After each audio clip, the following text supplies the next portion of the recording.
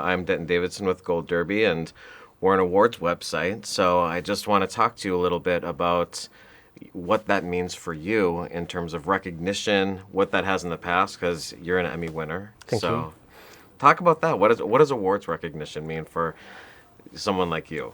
It's always a it's I mean again a great question. It's always really difficult because I'm really aware that I'm just one member of a really big team, and actually it's the team's work that is being recognised. And so yeah, I'm really aware that I'm representing 550 people at ILM who have like been really kind of like pouring their heart and soul into Ultraman Rising, and you know it's such an achievement to get a film of this scope and this like kind of style onto the screen, to have people fall in love with it and to have people like really recognize it for the kind of artistry and animation is just a real honor. What was it like for you to step into this Ultraman world, and what sort of deep dive did you have to do when you hopped on board in order to bring justice to what so many Japanese fans especially have had? Yeah, I mean, it was really hard for me because I'm a bit of a nerd, so Yeah. I knew of Ultraman, but I'd never really watched it. It was never shown in the UK, and so I had to do this kind of like first deep dive. I had a stack of DVDs about this high that the producers gave to me and went, "No, just watch all of these like hours of TV," and it was great, and it had some really interesting aspects. It had some great story, and I think the story, the kind of like the theme of balance that Ultraman has running through all of the history of it is really interesting. But also as well, it had this great kind of like feeling of filmmaking as well. So you could really tell that they were pioneering what it could take to put on these special effects and these kind of like they had like a really great sense of cinematography as well. And we wanted to take both sides of that and bring it together. And even though we were creating everything digitally and everything was going to be kind of art directed, but we wanted to kind of like make it feel like we were taking on the same kind of cinematography and the same kind of echoes of Ultraman from the past, and really working out how to kind of style it for a kind of modern and future generations.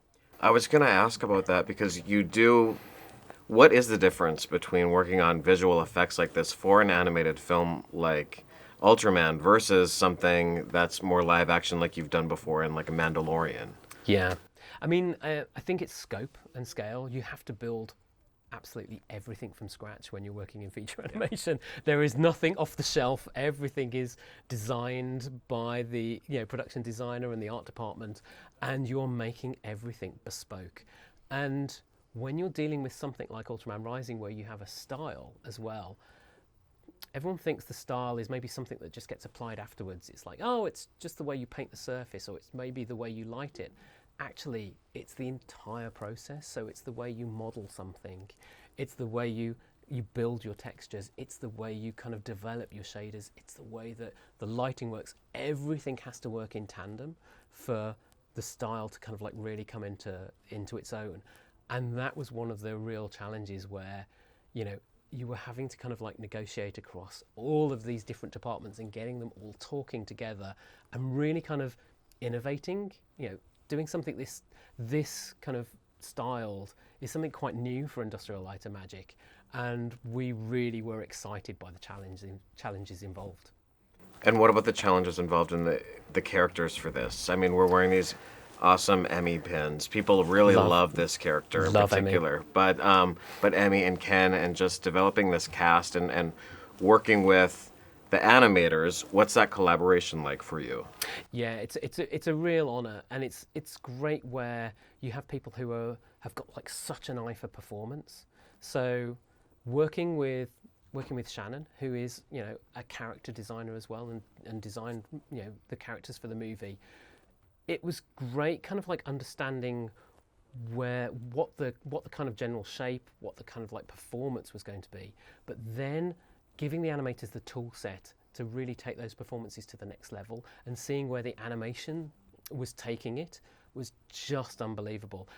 And again, it's everyone's working in service of story. At the heart of it, we're always really focused on making sure the performances are there and everything is working to kind of like tell the story in every single frame of the show. What sort of team does it take? Because I heard it's a small team. It seems like it would be a huge team, but I heard it's a relatively small team. It's not that small. I Okay. mean, I think in total we had probably around about 500, 550 people. That sounds That's not bigger a to small me. team. Yeah, no, it was pretty big, and we had like 3 sites around the world. So we had the Singapore team, we had the London team, and then we had the Vancouver team. What was wonderful was how all the teams kind of like pulled together globally. So they all really bonded. They were all sharing techniques, and we really had this kind of like amazing kind of like global vision that was kind of like funneled through Netflix and Shannon and John to really, really kind of like bring everyone into. It almost felt like it wasn't ILM and Netflix, it was the Ultraman team, and we were all there kind of like creating like one vision. And just as a final question to wrap things up, favorite scene. What was your favorite visual effects moment from Ultraman Rising? I think one of my favourite scenes is Emmy on the Tokyo Tower. It was really iconic, and it was one of the first scenes that we started look development on. But there's one moment in it where Emmy's broken her arm and she's being cradled in Ultraman's hands, and Onda is just flown in behind Ultraman. And for the first time, you see Ken as the protective father, and he turns, and his head is lowered, and he glares into camera. And it was like, as soon as I saw that shot, I was like, that's such a good shot. This feels like Ken's owning his destiny for the first time, and we knew we were onto a winner with that. Well, fantastic film, and congratulations. Thanks so much. Thank you. Scot Stafford, composer for Ultraman Rising. Talk to me. What was it like for you to hop on board with this film, and what has it meant to you to be part of this? Well, in terms of my history with Shannon Tindle, we've been very close friends for about 10 years. I've worked with him on a few projects previously, and I saw a very early adaptation of this story before it was actually Ultraman. It was inspired by Ultraman. He was doing for a different studio, but a lot of the same concepts, a lot of the same characters, a lot of the same, basically, Emmy, nice pin, by the way. Yeah. And I just got so excited because it triggered these, you know how you have these like old memories that you're not even sure are real, of like when you were really young. And I've confirmed that they are. My brother and I watching Ultraman, at just whenever it was on, back when things were just on TV for whatever reason, weird channels or whatever, and I just was obsessed with him. And we would make the specium beam arm gestures, and I had an Ultraman mask. I remember the feel of the thwack of the rubber band against the back of my head. I have these like images, but of course he kind of disappeared from US pop culture for decades. Yeah.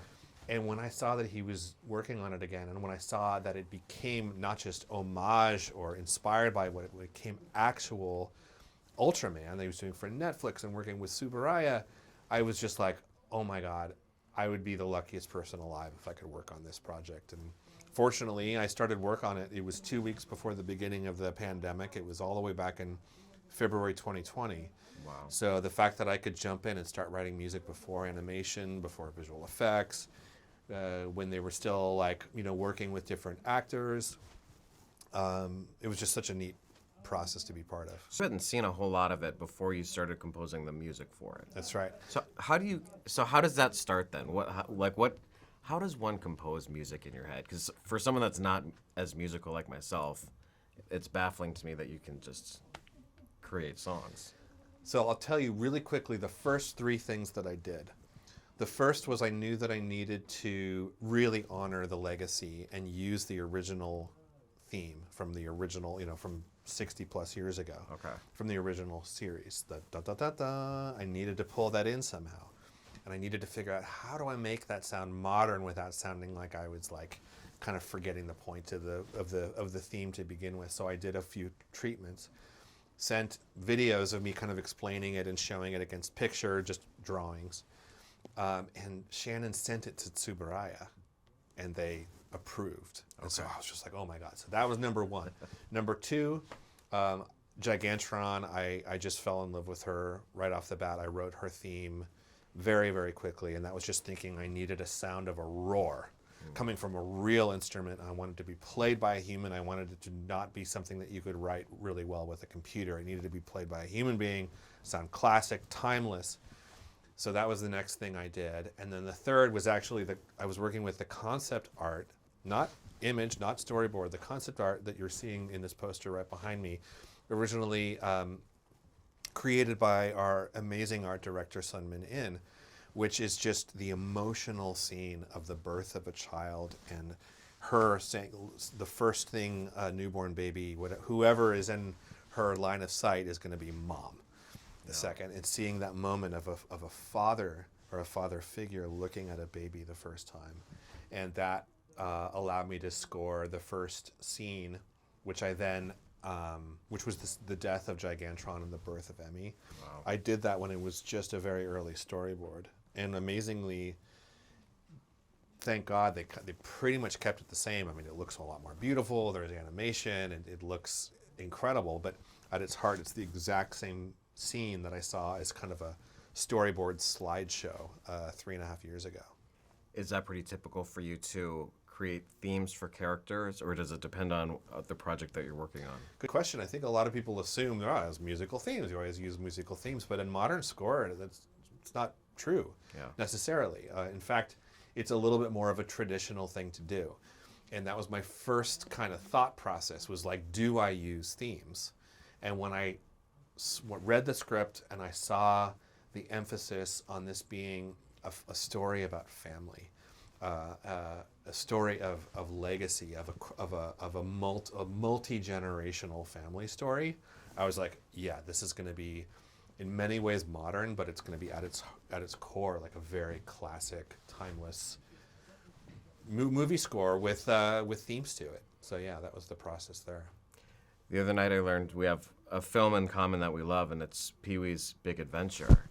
And I'm curious, what is it about that film? Is it Tim Burton as a director? Is it Danny Elfman's score? Like, who are your heroes, and what about that film? And it is the fact that it's sort of a cartoon, a live-action cartoon. Yeah. I mean, I was only half joking in that we were in, when you're at Skywalker, it is such a religious experience. It's such a profound, there's so much gravitas. Of course I want to say Blade Runner is my favorite film. Of course I want to say Apocalypse Now. But to be honest, I do think Pee-wee's Big Adventure is top 10 for me, all-time movie. And I think it's the combination of that score by Danny Elfman was unlike anything that you heard anywhere else. That at the time, of course, it's become like part of the It American... now sounds very Tim Burton. Yeah, it sounds. But he created it for that. That we had never heard that before, and it worked so well. Of course, he was inspired by Russian circus music. Wow. I don't know if you know that, but that's the sound of Pee-wee's Big Adventure. Wow. Well, and now here we are with Ultraman Rising, and congratulations on your beautiful score. Thank you. And good luck with everything this upcoming awards season. Thank you so much. I appreciate it.